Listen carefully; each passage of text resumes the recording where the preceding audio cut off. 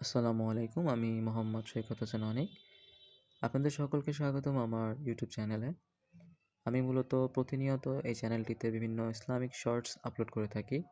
তবে এখন থেকে আমি আমার চ্যানেলটিতে ইসলামিক শর্টসের পাশাপাশি বিভিন্ন ধরনের কনটেন্ট আপলোড করে থাকব। আশা করি সকলের ভালো লাগবে এবং সকলে সাপোর্ট করবেন ইনশাআল্লাহ। আমি আজকের ভিডিওতে একটি ছোট অ্যাকুরিয়াম সেটআপ সম্পর্কে দেখাবো। আশা করি সকলের অনেক ভালো লাগবে। আজকের ভিডিওতে মূলত আমি 9x6 এর একটা ছোট্ট অ্যাকুরিয়ামকে খুবই সাধারণভাবে সাজিয়ে দেখাবো। এখানে আমি খুব ছোট্ট একটি লাইটকে ব্যবহার করেছি। যেহেতু অ্যাকুরিয়ামটি ছোট, ছোট লাইটটি দেওয়াতে যথেষ্ট সুন্দর লাগছে দেখুন। অনেক বেশি সুন্দর লাগছে, মাশাআল্লাহ।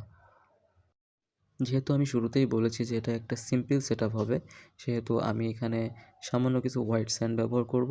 হোয়াইট স্যান্ড দিয়ে আমি অ্যাকুরিয়ামের বেসটা তৈরি করব এবং এখানে অল্প কিছু পাথর এবং সামান্য কিছু প্লান্ট আমরা অ্যাড করব। এবং যেহেতু অ্যাকুরিয়ামটা অনেক বেশি ছোট, তাই এখানে অনেক বড় কোনো মাছ আসলে রাখা সম্ভব না। তাই সামান্য কিছু গাছ এবং সামান্য ডেকোরেশনের মাধ্যমে আমরা অ্যাকুরিয়ামটা তৈরি করব, যেন ছোট মাছগুলোও খুব সুন্দরভাবে এখানে ঘুরে বেড়াতে পারে। তো ভিডিওর এ পর্যায়ে আমি অল্প অল্প করে হোয়াইট স্যান্ড অ্যাড করছিলাম এবং সেটা হাত দিয়ে আস্তে আস্তে ঠিক করে দিচ্ছিলাম, যেন সব কর্নারগুলোতে খুব সুন্দরভাবে সেটা ছড়িয়ে যায়। এবং আমি কিছু যেহেতু প্লান্ট অ্যাড করব, তাই সব জায়গায় হোয়াইট স্যান্ডগুলো ছড়িয়ে দেওয়াটা খুব বেশি জরুরি। যেহেতু এই ট্যাঙ্কটা একটা একেবারেই লো মেইনটেইন ট্যাঙ্ক হবে, তাই আমি এখানে সামান্য কিছু ডেন্সা অ্যাড করতে পারি, কারণ লো লাইটে ডেন্সা খুবই ভালো গ্রো করে এবং দেখতেও খুব বেশি সুন্দর লাগে। ডেন্সা কালেক্ট করার জন্য আমি চলে গিয়েছিলাম ছাদে এবং সেখানে আমার প্রচুর পরিমাণে ডেন্সা আছে। যদি কারো লাগে আপনারা চাইলে কমেন্ট করতে পারেন। সামান্য কিছু ডেন্সা এখান থেকে কালেক্ট করেছি, যেহেতু অ্যাকুরিয়ামটা ছোট, অনেক বেশি প্লান্ট অ্যাড করা সম্ভব না। ডেন্সাগুলি এভাবে স্টিম করে আমরা এখন ডেকোরেশন শুরু করব।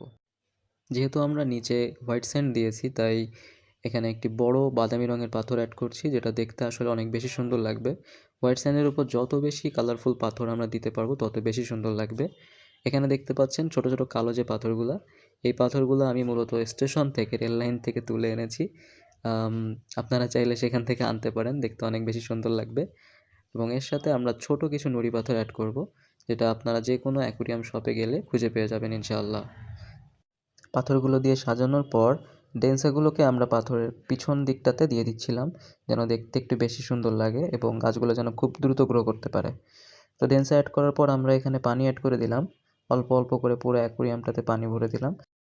প্রথমে পানি দিলে একটু পানিটা ঘোলা থাকে, তাই 3 দিন পরে দেখুন আমার অ্যাকুরিয়ামটার অবস্থা।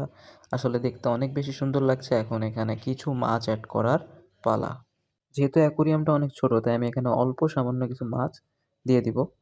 এবং মাছগুলো মোটামুটি এখানে খুব সুন্দরভাবে ঘুরে বেড়াতে পারবে, যেহেতু আমি সামনের দিকটা সম্পূর্ণ ফাঁকা রেখেছি। অ্যাকোয়ারিয়ামটাতে আমি 2টি মলি এবং 2টি প্লাঠির বাচ্চা অ্যাড করেছি। যেহেতু অ্যাকোয়ারিয়ামটাতে হোয়াইট স্যান্ড দেওয়া হয়েছে, তাই মাছগুলোকে দেখতে আসলে অসম্ভব সুন্দর লাগছিল।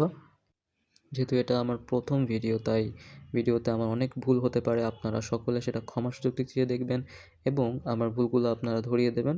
আপনার গুরুত্বপূর্ণ মতামতগুলো আমার কমেন্ট বক্সে দিবেন এবং ভিডিওটি ভালো লেগে থাকলে লাইক, কমেন্ট, শেয়ার এবং সাবস্ক্রাইব করে সকলে পাশে থাকবেন। সকলকে আবারও আসসালামু আলাইকুম এবং